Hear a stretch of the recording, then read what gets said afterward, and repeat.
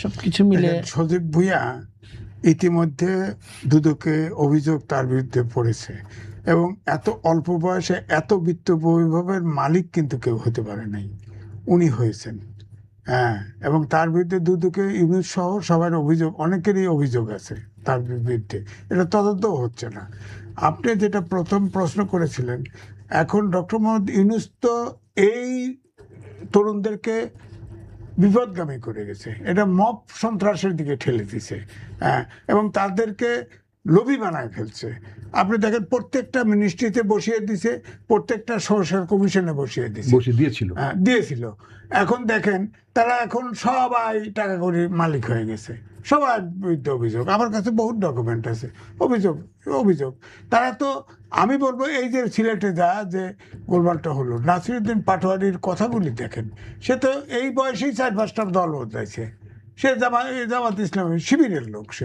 সে বলে ইয়াকে বলে কি সালাউদ্দিন আহমেদকে বলে বেয়াদব, বুঝছেন। তারপরে তারেক রহমান জন্ম নিয়ে প্রশ্ন তোলে, তার স্ত্রী নিয়ে কথা বলে, তার মেয়ে নিয়ে কথা বলে, বিদ্রুপ করে। তারপরে সেনাবাহিনীর প্রধান কয় যে বুড়ো বয়সে দাঁড়িয়ে রেখে বিবৃতি ধরছে, এরা অস্ত্র চালাইতে জানে না। হ্যাঁ, সেনানিবাস উড়াই দিতে হবে। আপনি বলেন যে ফেসিবাদ বলতে যেটা আপনি বুঝাইছেন, সেটাকে শেখ হাসিনাকে বুঝাইছেন। আপনি বলেন তো, হাসিনার সময় যদি সেনাবাহিনীর প্রধান সম্পর্কে এই কথা বলতে, এই পাটোয়ারি কি খুঁজে পাইতেন না। এবং এই বড় দল বিএনপি ক্ষমতায় আছে, এই শব্দগুলি যদি উচ্চারণ করে, এখনো পিনাকি ওখান থেকে বলছে যে পাটোয়ারি হাদি হয়ে যাবে, এখন হাদি হওয়ার সম্ভাবনা উনি ইয়ে করতেছে যাদেরকে। আমার কথা হলো যে ধরেন পাটোয়ারি, ধরেন সার্জিস, তারপরে হাসনাত, এই যে সজীব ভুঁইয়া, এগুলা আমার মনে হয় রাজনীতিতে বৈষম্য বিরোধী বন্ধু ছিল, এখন রাজনীতির থেকে এলিমিনেট হওয়া উচিত। কারণ এই তরুণরাই আগামী দিনে দেশ চালাবে। অভ্যুত্থান তো একটা শক্তি, এই অভ্যুত্থানে যে ফেসিবাদের বিলোপ চাইছে, অর্থাৎ আইনের শাসন, সুশাসন, গণতন্ত্র, এই রাস্তায় চলাটা এদের জন্য কিন্তু এরা একটা বাধা। সুতরাং তাদেরকে আমার মনে হয় রাজনীতিতে অফলোড করা উচিত। ইউনূস এদেরকে নষ্ট করে দিয়েছে, এবং সেই কারণে তরুণ জনগোষ্ঠীর উপরে মানুষের আস্থা নষ্ট হয়ে গেছে। এবং ডক্টর মোহাম্মদ ইউনূস একবারও বলে নাই তোমরা শিক্ষা প্রতিষ্ঠানে যাও, বলছে উদ্যোক্তা হও, খালি কইছে উদ্যোক্তা হও। কিরে ভাই, ব্যবসা তো উনিই সব লয়ে গেছে। এই গ্রামীণ ট্রাস্ট, গ্রামীণ ফোন ট্রাস্ট নানান নামে নিয়ে গেছে, বিভিন্ন জায়গায় নিয়ে নিছে। তো সুতরাং এই তরুণদেরকে নষ্ট করার মূলে হচ্ছে ডক্টর মোহাম্মদ ইউনূস। এই সরকার আপনি দেখবেন যে আগামী তরুণ জেনারেশন, এখন শুনতেছি স্থানীয় সরকার নির্বাচন হবে, সেখানে নাকি আলাদা ইলেকশন করবে। আলাদা ইলেকশন করলে এই এনসিপি একটা সিটও পাবে না, একে নিশ্চিত বলে দিতে পারি। তখন তো জামাতের ঘরে ভর করে সংসদে গেছে। আমি বনশ্রীতে বাস করি, বনশ্রীতে এ ব্লক হচ্ছে সবচাইতে পশ এরিয়া, সেখানে আমাকে প্রায় সবাই চেনে। সেখানে একমাত্র এরিয়া কোনো চাঁদাবাজি নাই। সেখানে আমি একটি লোক পাই নাই যে নাহিদকে ভোট দিছে, কিন্তু সে তো এমপি হয়েছে। সুতরাং এটা কিছু সিটে তো ম্যানেজ গেম হয়েছে, তো এই কারণে হয়ে গেছে। তো এই যে তবুও আমি বলবো যে নাহিদ কিন্তু তার কথা কিন্তু অন্তত পক্ষে গণতন্ত্রের সাথে যায়, কিন্তু পাটোয়ারি, হাসনাত, সার্জিস যেভাবে কথা বলে, হ্যাঁ, তাতে করে তো এটা তো গণতন্ত্রের পদযাত্রা বাধা। সুতরাং এদেরকে আমার মনে হয় যে অপলোড করা উচিত, রাজনীতিতে করা উচিত। বৈষম্য বিরোধী ছিল, এখন ব্যবসা বাণিজ্য করে খাকা, টাকা পয়সা হয়েছে, অনেক কিছু হয়েছে, খাকা, ব্যবসা করে। রাজনীতি করার তো দরকার নেই। রাজনীতি করতে হলে যতই বলেন আমার ভাই রাজনীতি করতেছে, আমি বলছি রাজনীতি হচ্ছে সবচেয়ে কঠিন। যা যত সহজ মনে করা যায় অত সহজ না। প্রতিটা মিনিটে যে জনগণের পালস বুঝতে হয়, রাজনীতিবিদ অন্য কোনো প্রফেশনে এত বুঝতে হয় না। সুতরাং আমার মনে হয় তাদের পক্ষে রাজনীতি সম্ভব না। ভাই যেটা বলতেছে, উনি নেতা, উনি সবার মাথায় হাত বুলাচ্ছে। আমি বলি এই তরুণ যদি হতো, আমি দেখেন 5 তারিখ পর্যন্ত আমি টকশোতে তাদের পক্ষে কথা বলেছি। আওয়ামী লীগের সময় শেষ যে 2-3 জন কথা বলেছে, আমি বলেছি, রিস্ক নিয়ে বলেছি, আমি পরিবর্তন চাই দেশের। এবং তবে এদের দ্বারা সম্ভব না, কারণ এদের রাজনীতি দেশ গড়ার চাইতে অর্থকরী গড়ার লোভ এই যে ইয়ার ব্ল্যাক ব্যাংকে ছিলেন কি, উনি বলছে যে এদেরকে ইউনূস লোভগ্রস্ত করে ফেলছে, এরা লোভগ্রস্ত হয়ে গেছে, এদের দ্বারা আর পজিটিভ কাজ সম্ভব না। এই ৩-৪ জন। আমি কিন্তু সকল তরুণদেরকে ব্লেম করছি না, তরুণরাই আগামী দিনে দেশ চালাবে। তরুণরা যারা বিপদগামী হয় নাই তারা করুক, আমরা তাদের সহযোগিতা করব। মানুষই বেছে নেবে, তরুণরাই তাদের নেতৃত্ব বেছে নেবে। পিনাকি পর্যন্ত এই পাটোয়ারির পক্ষে কথা বলা শুরু করছে। জনগণ যদি পক্ষে না থাকে, যেখানে যত দূর থেকে যেই বলুক না, সেটা তো কেউ কাউকে গ্রহণ করবে না। মানুষকে সিদ্ধান্ত নিতে দেই, মানুষ কাদের গ্রহণ করবে। আপনি সেই দায়িত্ব না নেই, কাকে কাদের পরামর্শ আমার কথা হলে আমি দায়িত্ব নিচ্ছি না, আমি বলছি যে আমি কথা বলবো তো। সে যখন জন্ম নিয়ে প্রশ্ন করে সে রাজনীতিবিদ, প্রধানমন্ত্রী জন্ম নিয়ে প্রশ্ন করে সে রাজনীতিবিদ। আপনি বলেন, মির্জা আব্বাস মারা যাচ্ছে তার সমালোচনা করে কঠোরভাবে, সে রাজনীতিবিদ? বলেন আপনি। সালাউদ্দিন আহমেদ অন্য কিছু কয়, শিলন সালাউদ্দিন অনেক কিছুই কয়, সে বেয়াদব এই কথা হয়? আরে সে সফট স্পোকেন একটা জ্ঞানী লোক, আপনি তার রাজনৈতিক বিরোধিতা করেন, কোনো সমস্যা নাই। শিলন সালাউদ্দিন সিলনে গেছিল, তাকে তারা আয়নাঘরে তো পাওয়া গেছে, তাকে যে আয়নাঘরে রেখে তারপরে ভারতে পাঠিয়ে দিচ্ছে, এটা তো পাওয়া গেছে এখন। তো আমার কথা, তারপরেও তার সমালোচনা করেন, প্রধানমন্ত্রীর সমালোচনা করেন, সমস্যা নাই, কিন্তু আপনি বকাবাজি করবেন কেন? বলেন, আগের দিনের যে আর্মি, আমার ফ্যামিলিতেও আর্মি আছে, এখন তো নাসিরউদ্দিন পাটোয়ারিকে পাঙ্গা দেওয়া উচিত ছিল। সেনাবাহিনী সম্পর্কে যা বলছে সেখানে কি তাকে ছাড়া উচিত ছিল? এই সেনাবাহিনীর দন্তহীন বাঘ হয়ে গেছে। এদের কোনো নাই, এদের কোনো, আমরা যে ভরসা স্বাধীনতা সার্বভৌমত্বের প্রতীক হিসেবে সেনাবাহিনীকে দেখবো, তা তো হচ্ছে না। যখন সেনা প্রতীকে বলে যে বুড়ো বয়সে দাঁড়িয়ে রেখে বিব্রতি ধরছে, হ্যাঁ, আর সেনা নিবাস উড়ায় দিবে, যে লোক বলে সে রাজনীতিবিদ? বলেন, তাকে আমি পৃষ্ঠপোষক তার সমালোচনা করব না? উনি করবেন না, কারণ উনি জাতীয় নেতা, উনি সবার মাথায় হাত দিতে হবে। ডক্টর আব্দুল লতিফ মাসুম, আপনার তো রাজনীতি নিয়ে গবেষণা পড়াশোনা ব্যাপক অভিজ্ঞতা, আপনি কি মূল্যায়ন করবেন? এবং একই সঙ্গে প্রধানমন্ত্রীর রাজনৈতিক সহকারী রাশেদ খান, যিনি অভ্যুত্থানের একজন অন্যতম নেতা এবং দীর্ঘদিন এই তরুণদের বন্ধু বান্ধবেরা বলছেন জামাতের পরামর্শে রাজনৈতিক পরিবেশ নষ্ট করছে এনসিপি। আমি এই বিষয়টিকে একটু সমাজতাত্ত্বিক দৃষ্টিভঙ্গি থেকে দেখতে চাই। যথার্থভাবেই মানে ডক্টর আসাদুজ্জামান রিপন খেয়াল করেছেন যে উনি একটা আশাবাদ ব্যক্ত করেছেন যে বিষয়টি এখন যে অবস্থাটা আপনি দেখতেছেন, এটা একটা বিপ্লব পরবর্তী ফলাফলের রেশ এখনও যায়নি। তবে আমরা আশাবাদী, সমাজতাত্ত্বিকভাবে আশা করতে পারি যে সমাজের পরিবর্তন হবে, দৃঢ়ভাবে আস্তে আস্তে এগুলো পরিবর্তন হবে। তবে আমি আজিজ ভাইয়ের সাথে একমত যে doctor Yunus did A blunder. আপনি কি মনে করেন হাঁসের মাংস খাওয়া লোকদের দিয়ে কিছু হবে রাজনীতি? হাঁসের মাংস খায়, সেটা তো বলছি আর কি, ভ্যান গাড়ির রুটি খায়, সেটা হাঁসের মাংস খায়, তার দ্বারা সম্ভব? এটা বাংলাদেশের রাজনীতিতে কোনোদিনই ছাত্র নেতারা অলংকৃত হয়েছে, ক্ষমতায়িত হয়েছে এরকম কোনো ইতিহাস নাই। কিন্তু এই প্রথমবারের মতো ডক্টর ইউনূস এই জিনিসটা করে অসম্ভব রকমের মস্ত ভুল করেছেন। এবং একটা জিনিস তিনি করেছেন, মানে আজিজ ভাই বললেন, রিপোর্ট বললেন যে ছাত্রদেরকে কিন্তু তিনি ক্যাম্পাসে ফিরিয়ে নেওয়ার, ক্লাসে ফিরিয়ে নেওয়ার কোনো চেষ্টাই করেন নাই। আমি বলছি কোনো চেষ্টাই করেন নাই। তিনি মনে করেছেন যে ছাত্ররা তাকে ক্ষমতায় বসিয়েছে, সুতরাং যা ইচ্ছা তাই করুক। উচিত ছিল এইটাই, যেটা আপনি বলেছেন যে ছাত্ররা আন্দোলন করেছে, খুব ভালো কথা, আমাদের গৌরবের বিষয়। এই ছাত্র নেতারা উচিত ছিল প্রেশার গ্রুপ হিসাবে, মানে তাদের স্বাতন্ত্র্য, তাদের স্বকীয়তা, তাদের নিরপেক্ষতা বজায় রেখে কাজ করা। সেখানে যখনই রাজনৈতিক মানে দলের কথা আসবে, তখন রাজনৈতিক ক্ষমতায়নের কথা আসবে, সমীকরণের কথা আসবে, ওই যে চিলড্রেন্স পার্টি, এসব কথাবার্তা ক্ষমতার পক্ষ থেকে করা হয়েছে, এসব কথাবার্তা কেন শুনতে? চিলড্রেন পার্টি কারা?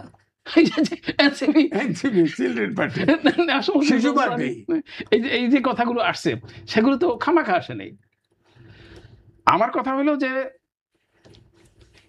মানে একটা বিপ্লবের পরে একটি রাজনৈতিক সরকার নয়, একটি নিরপেক্ষ সরকার প্রতিষ্ঠিত হয়েছে, কিন্তু নিরপেক্ষভাবে, কার্যত নিরপেক্ষভাবে খুব শক্তভাবে যদি মানে এই প্রফেসর ইউনূস বিভিন্ন পদক্ষেপ নিতেন, সবারই সমর্থন পেতেন। কিন্তু আমার মনে হয়েছে যে তিনি মানুষকে তুষ্ট করার জন্য, মানুষকে খুশি করার জন্য, মানুষকে কি করলে কি হয় এইসব বিষয় চিন্তা করেছেন। একটি উদাহরণ দিই, যেমন ধরেন ইলেকশন মানে শিক্ষা কমিশন, এত কমিশন হলো, 1 ডজন কমিশন হয়েছে, কিন্তু শিক্ষা কমিশন হয়নি। ভিতরে খবর আমরা যারা একটু নেওয়ার চেষ্টা করি তারা আমরা জিজ্ঞাসা করলাম যে এটা কেন হলো না। আরে ইট উইল ইনভাইট প্রবলেম, ছাত্ররা ইনভলভ হবে, শিক্ষকরা বলবে দল মত প্রতিমত। আরে বাবু, সেটা নিরপেক্ষভাবে মীমাংসা করার দায়িত্বের জন্যই তো সে বসছে। একটি রাজনৈতিক সরকারের পক্ষে রাজনৈতিক সিদ্ধান্ত নেওয়াই উচিত। বিএনপি তার আদর্শ, নীতি, লক্ষ্য, উদ্দেশ্য দিয়ে কাজ করবে না।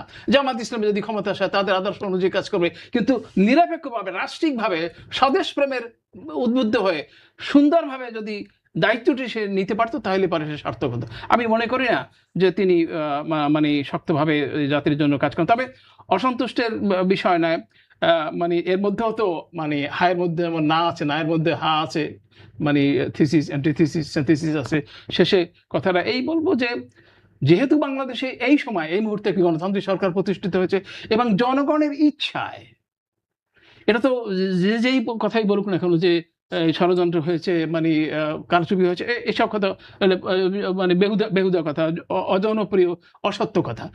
সত্য কথা এইটাই যে বাংলাদেশের অজনপ্রিয় কথা, বাংলাদেশের অসত্য কথা না, অজনপ্রিয় অসত্য কথা না, মানে বাংলাদেশের নিরঙ্কুশ ক্ষমতায় এসছে বিএনপি এবং জনগণের অফুরন্ত ভালোবাসা নিয়ে, এটাই শেষ কথা। এবং লেট দেম ফেস দি মিউজিক।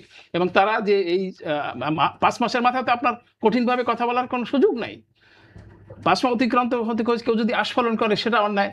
আবার যদি মূল লক্ষ্য থেকে যদি জুলাই সনদের ব্যত্যয় গড় কাটে, সেটাও জনসাধারণের থেকে, বিশেষ করে এলিট পিপলদের কাছে ভালো নয়। জনসাধারণ তো কিন্তু আসলে কিছু বোঝে না।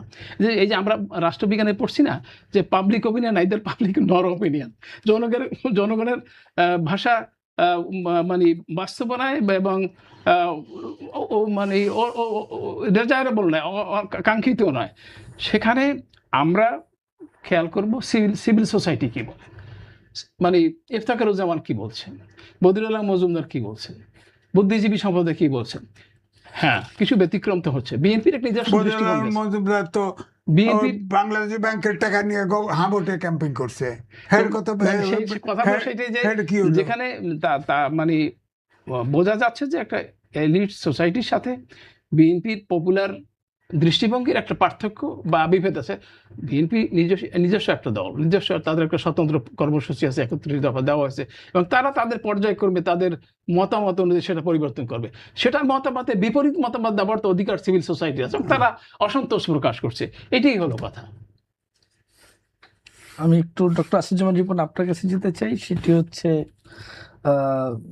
কবি ফরাদ মাজার চান্তক, রাজনৈতিক বিশ্লেষক, তিনি বলছেন যে যতদিন জামাত ইসলাম থাকবে ততদিন বাংলাদেশে আওয়ামী লীগ থাকবে। এই কথার মধ্য দিয়ে কি আওয়ামী লীগকে প্রাসঙ্গিক করে তোলা হচ্ছে নতুন করে? আমি ওনার কথাকে খুব গুরুত্ব দিতে চাই না। কি বললেন, চিন্তক না কি বললেন? চিন্তক, সমাজ চিন্তক, নানা পরিচয় আছে, সমাজ চিন্তক, কবিটাই আর কি। With due respect to any individual, প্রত্যেকটা মানুষের একটা নিজস্ব পরিচয় থাকবে, তার প্রতি সম্মানও থাকবে আমার। যে ভদ্রলোক আওয়ামী লীগের আমলে গুম হলেন, গুম হওয়ার পরে কিভাবে গুম হলেন, কি হলেন, আজ পর্যন্ত মুখটাই খুলতে পারলেন না নাকি? আমি আর তার কোনো কথার কোনো আমলই নিতে চাই না। আবার বোর্ডে উপদেষ্টা বানায় রেখে আবার ছাত্রদের ছাত্রদের ট্রেনিং দেয়। সুতরাং ওনার সে সাহসটাই তো ছিল না, আওয়ামী জামানায় তো ছিল না, এবং আওয়ামী জামানা শেষ হওয়ার পরে তারপরও কোথায় ছিলেন, কেমন ছিলেন, সেগুলো আজ পর্যন্ত বলেন। এগুলো জাতি এইগুলো শুনতে চায়। উনি জামাত কি প্রাসঙ্গিক থাকবে, আওয়ামী লীগ কি প্রাসঙ্গিক, এগুলো কোনো মানে আলোচনার বিষয় না। সুতরাং ওনাকে আমি একজন ইন্ডিভিজুয়াল হিসেবে চিন্তা করি, এর বাইরে কিছু না। ঠিক আছে, যিনি আমি তার বক্তব্য একটু হুবহু আপনাকে শোনাচ্ছি। তিনি বলেছেন যে ওনার বক্তব্যের কোনো গুরুত্ব দিতে চায় না। কারণটা হচ্ছে কি, যে ওই যে ভদ্রলোক বললেন না যে উনি নিজে ওনার স্ত্রীকে সরকারে পাঠিয়েছেন, উপদেষ্টা। আবার সরকারে পাঠিয়ে এখন হ্যাঁ বলতে পারছে ওনার স্ত্রী একটা নিজস্ব সত্তা আছে, ওনার একটা সত্তা আছে, সেই সেই হিসেবে আমার কোনো ভিন্ন মত নাই। যাই হোক, তো এই জন্য ওনাকে নিয়ে আলোচনা করা কোনো, উনি একজন ইন্ডিভিজুয়াল, উনি কথা বলতেই পারেন, এবং সে কথাকে আপনি পছন্দ করেন না করেন সেটা ভিন্ন কথা, কিন্তু ওনার একটা নিজস্ব মত থাকতেই পারে। এটাকে নিয়ে আমি কেন সময় নষ্ট করবো? দরকারই নেই নাকি? আচ্ছা, এখন আমি যে কথাটি বলতে চাই যে বাংলাদেশে একটা চমৎকার নির্বাচন হয়েছে, এবং এই নির্বাচনকে জেনে বুঝে যারা আমরা প্রশ্নবিদ্ধ করি ইনিয়ে বিনিয়ে, এবং এই যে কয়েকদিন আগে জামাত ইসলামের আমির সাহেব বললেন, তা কাজটা কি ঠিক হলো? গোটা 17-15 বছর বলছেন যে আওয়ামী লীগের আমলে দিনের বেলায় ভোট হতো না, রাতের বেলায় ভোট হতো, ইত্যাদি ইত্যাদি।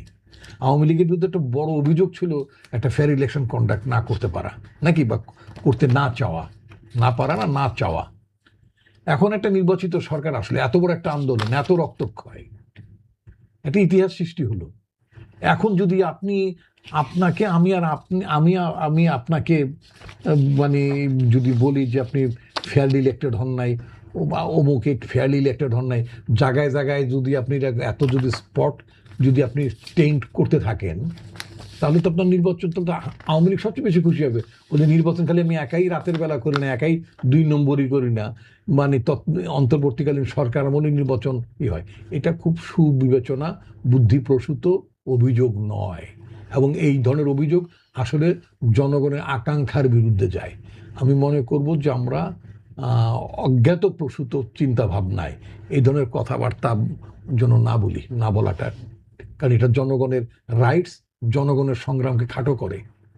এত রক্তক্ষয়ের পরও যদি জনগণ একটা ভালো নির্বাচন না দেখে থাকে, তাহলে তো মানুষ কি বলবে, তাহলে ওটাই ভালো ছিল নাকি? তো সেই কথা ওইটা মুখে তুলে দেওয়ার জন্য কথাগুলো বলবো নাকি? আমি তো মনে করি ভালো নির্বাচন হয়েছে, জনগণের ভোটেই জনগণের নির্বাচিত প্রতিনিধি নির্বাচিত হয়েছেন। সেটা জামাত ইসলামের যারা হোক, তারাও জনগণের ভোটে নির্বাচিত হয়েছেন, আর এনসিপির যারা নির্বাচিত তারাও জনগণের ভোটে নির্বাচিত হয়েছেন। নির্বাচন নিয়ে কোনো কোশ্চেন নাই। নির্বাচন নিঃসন্দেহে আন্তর্জাতিক মহল থেকে শুরু করে সবাই আমরা মনে করি নির্বাচন ফ্রি অ্যান্ড ফেয়ার হয়েছে, আনডাউটেডলি। প্রফেসর মোহাম্মদ ইউনূসের অনেক সমালোচনা থাকতে পারে, মানুষের তো সমালোচনা থাকবে, নিঃসন্দেহে সমালোচনা থাকবে। উনি বলতে পারতেন মুক্তিযুদ্ধের পরে যেমন সবাই চেয়েছে যে অস্ত্র ছেড়ে দিয়ে যে যার কাজে ফেরত যাবে। আওয়ামী লীগ তো একটা বিপ্লবী পার্টি না, এটা তো ভিয়েতনামের কমিউনিস্ট পার্টির মতো বিপ্লব করে তার ভিয়েতনাম স্বাধীন করে নাই। ইটস নট এ কম্বোডিয়া, এটা কিউবাও না। সুতরাং এই ধরনের মুক্তিযুদ্ধের পরে স্বাভাবিক ছাত্র ক্যাম্পাসে ফেরত যাবে, কর্মচারীরা তাদের কর্মক্ষেত্রে যাবে, সাংবাদিকের কাজে যাবে, এটি তো হওয়ার কথা, কিন্তু সেটা তো হয়নি। বড় ভুল যেটা হচ্ছে যে ওই পোলাপানগুলোকে আপনার সচিবালয়ে আপনার পাহারাদারের ভূমিকায় রাখা, কাউকে আপনার উপদেষ্টা নিয়োগ করায়। আমি মনে করি ওরা তো নিজেদের পায়ে নিজেরা কুরআন মারছে। বিপ্লবের একটা শক্তি, অভ্যুত্থানের শক্তি সমাজে থাকা উচিত। যদি এটা না থাকে তাহলে সমাজটা তো ইমব্যালেন্স হয়ে যাবে। আমি তো এনসিপির সৃষ্টি, এনসিপির উত্থান, এনসিপির এটাকে আমি স্বাগতম জানাই। সারা জীবন আমি আর মামুরা করলে তো চলবে না, আপনার তো একটা পলিটিক্যাল পার্টিজের বিকাশ থাকতে হবে। তো আমেরিকায় ক্ষমতায় আপনার রিপাবলিকান পার্টি এবং ডেমোক্রেটিক পার্টি ঘুরে ফিরে আসলো, স্টিল আমেরিকা তো বহু রাজনৈতিক দলের উপস্থিতি এখনো আছে, ইভেন কমিউনিস্ট পার্টি, বহুত পার্টি আছে। কিন্তু তার জন্য এনসিপিকে ধ্বংস করা নয়, এনসিপিকে এই ছেলেদেরকে তুচ্ছ-তাচ্ছিল্য করা, তাদের ভুল আছে, তাদের অনেক সমস্যা আছে। বাট সিনিয়র হিসাবে আমি যেটা বলতে চাই, যেন আমি ঠিক নরেন্দ্র মোদীর ভাষাতেই বলতে চাই, নরেন্দ্র মোদীর মাকে গালাগালি, আমি তো প্রথম মনে করি শুধু আমাদের পোলাপানের বোধহয় এই 24-এ পরে গালাগালির অভ্যাস হয়ে গেছে। তো পরে যখন দেখলাম যে কি বলে অনুপম খের বলে একজন অভিনেতা, তিনি বললেন যে ছেলেদের ইয়েতে ক্ষোভ থাকবে, রাজনীতি বিরোধ থাকবে, কিন্তু প্রধানমন্ত্রী গালাগালি করাটা ঠিক হয়নি। এরপর দেখলাম প্রধানমন্ত্রী ইন্ডিয়ান প্রধানমন্ত্রীর স্টেটমেন্ট দেখলাম, উনি বলছে যে তারা বকেছে, তারা আমার মাকেও বকেছে, এটা আমি কষ্ট পেয়েছি বটে, বাট আমি ক্ষমা করে দিয়েছি।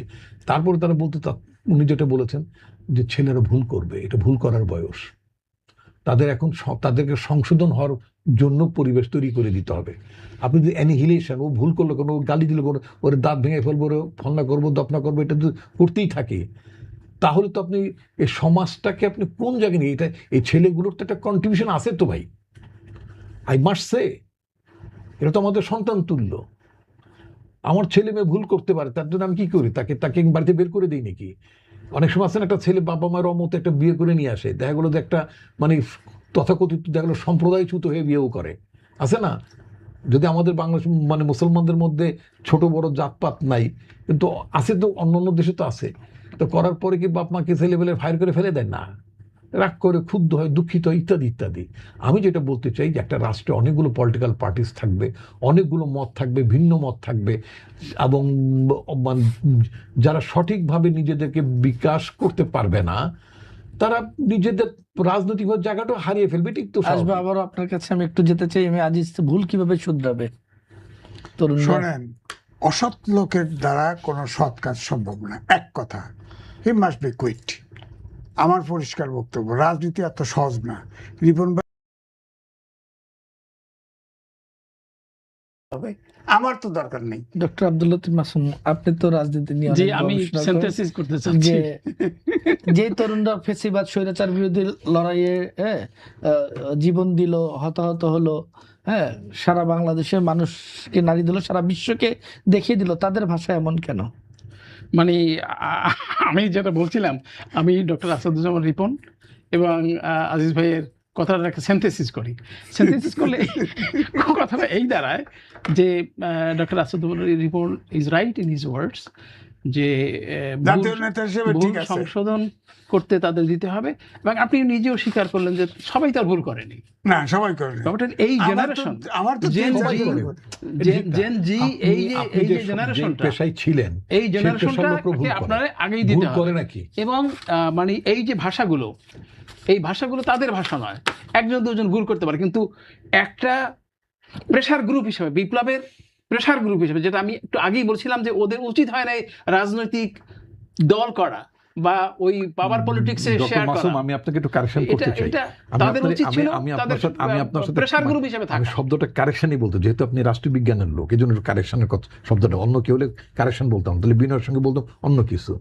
বিপ্লব করার জন্য একটা বিপ্লবী পার্টি লাগে, বিপ্লব করার জন্য একটা বিপ্লবী মন্ত্র লাগে, বিপ্লব করার জন্য একটা বিপ্লবী লক্ষ্য লাগে, এবং বিপ্লব উত্তর পরিস্থিতিতে এবং একটা কর্মসূচি লাগে। যারা এই যে মানে আপনার গণ অভ্যুত্থানে যারা অংশ নিয়েছেন, এবং যেই আন্দোলনের আপামর জনতার অংশগ্রহণে যে গণ অভ্যুত্থানটা সূচিত হলো, যার কারণে শেখ হাসিনা বা তার 14 গোষ্ঠী পালাতে বাধ্য হলো, ইট was not a Biplab, because সেটা নিয়ে পার্থক্য আছে। আমি বিপ্লবী পার্টি, মানে এটা you are right in your words, যে এটা গণ অভ্যুত্থান, কিন্তু জনগণের ব্যাপকতা এবং আমাদের যে মানে আমাদের যে মনোভঙ্গি, এই দৃষ্টিতে আমি বিপ্লব বলছি। অনেকেই বলছেন যে জুলাই বিপ্লব, বিপ্লব মানে হচ্ছে, আমি নিজেও বুঝি যে revolution means a total change, যে structure in structure in institutions should be target, এবং এটা করতে হলে একটা বিপ্লবী রেভলিউশনারি পার্টি লাগে, without having any revolutionary party. Professor সাহেব, without having any revolutionary party পৃথিবীর কোনো দেশে বিপ্লব হয় নাই। এখন আমরা অপেক্ষা করব যে একটা মানে সংশোধনের পথে এই জেন জি যাবে, এবং আস্তে আস্তে রাজনৈতিক প্রক্রিয়ার মাধ্যমে ওই যে আমরা বলি না যে টেস্ট, মানে ওই যে কর্মকাররা মানে সোনা যখন করে তাইলে অ্যাসিড টেস্ট, সেই অ্যাসিড টেস্টের মধ্যে দিয়ে আমাদের ছেলেরা একটা পরিপক্কতায় পৌঁছবে। এবং আমার একটি ধারণা যে জামায়াত ইসলামী অ্যাজ এ পার্টি, তারা তো সবাই বলে ফান্ডামেন্টালিস্ট। না, আমার একটা প্রশ্ন আপনার সঙ্গে, আমি আপনার সাথে একটু যুক্ত করছি, আপনার জন্য সুবিধা হবে হয়তো। সেটা হচ্ছে, যেই ছেলেরা, এরা তো কেউ আর কি শহরের আধুনিক শিক্ষা শিক্ষিত, বিশ্ববিদ্যালয়, ঢাকা বিশ্ববিদ্যালয়, অধিকাংশই ঢাকা বিশ্ববিদ্যালয়ের ব্যাকগ্রাউন্ড, হ্যাঁ, তাদের ভাষা কি এরকম হওয়া উচিত? ঢাকা বিশ্ববিদ্যালয় থেকে উঠে আসা ছাত্রদের বা ছাত্রীদের ভাষা, তার নিজের স্বার্থটা বোঝে না। বলতে 24-এর অস্ত্র গেল কোথায়, এগুলো গেল কোথায়? 24-এতে পুলিশে 5ই আগস্টের পরে যে পুলিশ হত্যা করছে, পুলিশের প্রায় 60% পুলিশ স্টেশন লুট হয়ে গেছে, সেই অস্ত্র তার কাছে আছে। আমার কথাটা হলো এই যে, আমার কথাটা একটু আজিজ ভাই শোনেন, আমার কথাটা হলো যে আমরা কি ট্রায়াল অ্যান্ড এররের মধ্যে তো যাচ্ছি। বাংলাদেশের 50 years democracy, doctor Rafidus there is a life partner of this system, এই মুভমেন্টের একজন বড় নেতা। আমরা দেখেছি যে ট্রায়াল অ্যান্ড এররের মধ্যে দিয়ে চলছে। এখন ট্রায়াল এন্ড এররের মধ্যে দিয়ে চলবে। এবং আমি যে কথাটা বলতে গিয়েও বলতে পারলাম না, সেটা হচ্ছে যে Jamaat Islami is not a factor in politics. আপনি ভবিষ্যতে দেখবেন এই এনসিপি একটি ফ্যাক্টর হয়ে দাঁড়াবে। তার কারণ বাংলাদেশের মানুষ সেন্ট্রিস্ট পলিটিক্সে বিশ্বাস করে, মধ্যপন্থা রাজনীতি বিশ্বাস করে। একেবারে এই যে মানে আপনাকে ইসলামী শাসনতন্ত্র অথবা যেটাকে আমরা মোল্লাতন্ত্র বলি, আবার একেবারে নাস্তিকতন্ত্র, এটা না। তো বিএনপি যে কায়দায় যে কারণে অফুরন্ত জনপ্রিয়তা অর্জন করেছে জিয়াউর রহমানের মাধ্যমে, Ziaur Rahman could feel the pulse of the people, এবং এরাও কিন্তু এই লেভেলটা ধরার চেষ্টা করতেছে। আপনি একটু খেয়াল করে দেখবেন যে এরা চেষ্টা করছে অন্তত। এবং এমনকি যদি আগামী নির্বাচনের আগে যদি এনসিপি বড় একটা পার্টি হয়ে দাঁড়ায়, তাহলে আমি কোনো সম্ভাবনা দেখছেন আপনি? হ্যাঁ, আমি সম্ভাবনা দেখছি। তার কারণ আমি কোনো সম্ভাবনা দেখছি না। আমি এই 3-4 জন কেন মাথার দেখছেন উপরে না? পার্টি আমি থাকলে BNP কিচ্ছু সম্ভাবনা মানে নাই। বিএনপির বলে দিলাম। বিরুদ্ধে যদি দাঁড়ায়, জামাত ইসলামী না, জামাত ইসলামকে মানুষ ক্ষমতা দেবে এরকম একটা সামগ্রিক পরিবেশ নাই। তারা ভর করতে চাইবে, সবাই মিলে ভর করতে চাইবে, লেফট রাইট। তখন আপনি দেখবেন যে এনসিপির একটা ভবিষ্যৎ আছে বলে আমি অন্তত রাষ্ট্রবিজ্ঞানের ছাত্র হিসেবে বিশ্বাস করি। সেটা আমার বিশ্বাসটা সত্য হতে পারে, মিথ্যাও হতে পারে, কিন্তু আমার ধারণাটা এরকম যে মানুষ ভর করতে চাইবে। বিএনপির বিপরীতে জামাত ইসলামী না, জামাত বিএনপিকে মানে পরাজিত করার জন্য বা বিএনপিকে একটু ঘায়াল করার জন্য এনসিপির উপর ভর করতে চাইবে। এবং বড় বড় লোকেরা দেখবেন যে বড় বড় লোকেরা নির্বাচনের মুহূর্তে হয়তো এনসিপিকে ধারণ করবে। জামাত ইসলামী বাংলাদেশে কখনো সংগ্রামে সামগ্রিকভাবে ক্ষমতা আসবে বলে আমার বিশ্বাস করি না। আপনি কি বলবেন? না, আমি উনি একটা ওনার একটা হাইপোথিসিস থাকতেই পারে, আমি ওনার হাইপোথিসিসের সাথে একমত নই। আমি মনে করি জাপানে একটা পার্টি আছে, পার্টিটার নাম হচ্ছে দীর্ঘদিন ক্ষমতা চালায়, পার্টিটার নাম হচ্ছে লিবারেল ডেমোক্রেটিক পার্টি। এখন তারা এলডিপি, হ্যাঁ, এখন তারা সেখানে আছে। ওই এলডিপির নানান ফ্যাকশনই, মানে ক্ষমতাসীন পার্টির নানান ফ্যাকশনে কখনো কখনো তারা লিড করে। ডেমোক্রেটিক পার্টি আমেরিকাতে এই গত দুদিন আগেই মানে ওই ওই ওখানকার রাজনীতি নিয়ে পড়াশোনা করতে যেটা দেখলাম, almost more than one third supporters of the Democratic Party of United States, তারা বেসিক্যালি সোশ্যালিস্ট আইডিওলজি বিশ্বাসী। এবং তারা খুব গর্বের সঙ্গেই বলে, যদি আমরা অতি সম্প্রতি জোহরান মামদানির ইলেকশনের কথা যদি বলি, হোয়াট হি ডিক্লেয়ার্ড, উনি বলেছেন আই এম এ মুসলিম। কি ইতস্তত করছেন বলতে? না, উনি বলেছেন আই এম এ ডেমোক্র্যাট, মোটেও ইতস্তত করেন। এরপরে বলছেন আই এম এ সোশ্যালিস্ট। ঠিক আছে? সো পলিটিক্যাল পার্টিসগুলো তার সময় অনুযায়ী এই আজকে যে গর্বের সাথে সোশ্যালিস্ট উচ্চারণ করলেন, মিশিগানের আপনার মানে সৈয়দ আব্দুল বলে একজন ভদ্রলোকের জন্য বার্নি স্যান্ডার্স কথা বলতেছেন, এবং নানা জায়গায় মানে এই সোশ্যালিস্ট ডেমোক্র্যাটদের মানে হচ্ছে মানে উত্তরণ ঘটছে। আলটিমেটলি কিন্তু সেটা ডেমোক্রেটিক পার্টির মধ্যেই, অন্য কোনো মার্কা নিয়ে না। পলিটিক্যাল পার্টিগুলো তার নিজস্ব প্রয়োজনে, রাষ্ট্রীয় বাস্তবতায়, সমাজের চাহিদা অনুযায়ী তারা নিজেদের মধ্যে নিজেরাই ইভলভ হবে। যারা করতে পারে না, করতে পারবে না, যেমন ভারতীয় কংগ্রেস পার্টি আলটিমেটলি ক্ষয়িষ্ণু পার্টি হয়ে গেছে। আওয়ামী লীগ ওই ৭১-এর পরে আর আগাতে পারে নাই। বিএনপি সাচে পার্টি, আপনি খেয়াল করে দেখবেন, তারেক রহমান বছর ২-৩ আগে উনি বলতেন টেক ব্যাক বাংলাদেশ, বলছেন তো, হ্যাঁ? কিন্তু উনি ঠিক নির্বাচনের আগ দিয়ে কি বলছেন? নির্বাচন আগে বলছেন সবার আগে বাংলাদেশ। এই যে উত্তরণ, টেক ব্যাক বাংলাদেশ থেকে সবার আগে বাংলাদেশ, কতটা খেয়াল করেন। আবার কি বললেন যে একদম নির্বাচন দ্বার প্রান্তে এসে বললেন দেশে I have a plan, we have a plan. অর্থাৎ রাজনৈতিক নেতাকে, দূরদৃষ্টি সম্পন্ন নেতা যারা হবেন, তারা তার পার্টিকে মোল্ড করে সেই জায়গায় নিয়ে যাবেন। প্রেসিডেন্ট জিয়াউর রহমান আমলে উই হ্যাড 19 পয়েন্টস, আমাদের 19 দফা ছিল। আমরা কি 19 দফার মধ্যে আছি এখন? এটা এক্সপ্যান্ডেড হয়ে আমরা এখন 31 দফায় চলে আসছি। বাংলাদেশের কোনো জনগণ কি বেগম খালেদা জিয়াকে, আমাদের ইমিডিয়েট ফার্স্ট চেয়ারপারসন, তাকে কেউ বলেছিল যে প্রধানমন্ত্রীর ক্ষমতাটা অনেক বেশি হয়ে গেছে ম্যাডাম, আপনি আবার প্রধানমন্ত্রী, আপনার ক্ষমতা একটু কমাইতে হবে, প্রেসিডেন্টের সাথে ক্ষমতাটা একটু ভারসাম্য করতে হবে? নান অফ দ্য আস্কড হার। উনি নিজে থেকে বলেছেন যে প্রধানমন্ত্রী এবং প্রেসিডেন্টের ক্ষমতার একটু আনতে হবে। উনি নিজেই বলেছেন যে প্রধানমন্ত্রী, তারেক রহমান বলেছেন, ম্যাডামও বলেছেন, প্রধানমন্ত্রীর ক্ষমতাটা 2 মেয়াদে বেশি হওয়া উচিত নয়।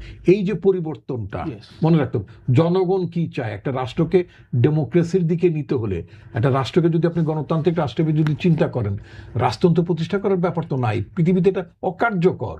তো সুতরাং উনি যখন বিএনপি যখন ক্রমেই যখন জনগণের আকাঙ্ক্ষা অনুযায়ী যখন আগাবে এবং সেই নেতৃত্ব হিসেবে তারেক রহমান যখন এটাকে নেতৃত্ব দিচ্ছেন, নতুন কথাগুলো নিয়ে আসছেন, তাই না? আপনি কি কখনো কোনো প্রধানমন্ত্রীকে এর আগে দেখেছেন যে আপনার মানে মেয়রকে সাথে নিয়ে কোথায় ময়লা আছে কি আছে এটা দেখা? আপনি কি, আমরা খুব নিকট অতীতে দেখেছি সকাল 9টার মধ্যে প্রধানমন্ত্রী অফিসে চলে যান।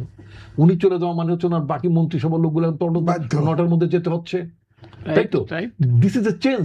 আগে মন্ত্রী হলে চিন্তা হতো কি, মন্ত্রী তো ইচ্ছে হলে 11টায় গেলাম, 12টায় গেলাম, ইচ্ছে হলে দুপুরবেলা লাঞ্চ বাসা দিয়ে করুন, আচ্ছা ঠিক আছে 2:30 বেজে, আচ্ছা ঠিক আছে থ্যাংক ইউ সো মাচ, আজকে আর না যাই, মানে যারা ভিজিটর ছিল।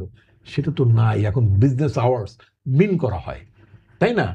প্রত্যেকটা মন্ত্রীর পারফরমেন্স যাচাই করা হচ্ছে। কিন্তু Yes, there is change. তো এই যে অ্যাকাউন্টেবিলিটি, এটা কিন্তু অত্যন্ত মানে গুরুত্বপূর্ণ বিষয়। অবশ্যই। সুতরাং যেহেতু তারেক রহমান প্রতিনিয়ত জনগণের আকাঙ্ক্ষা অনুযায়ী তার দল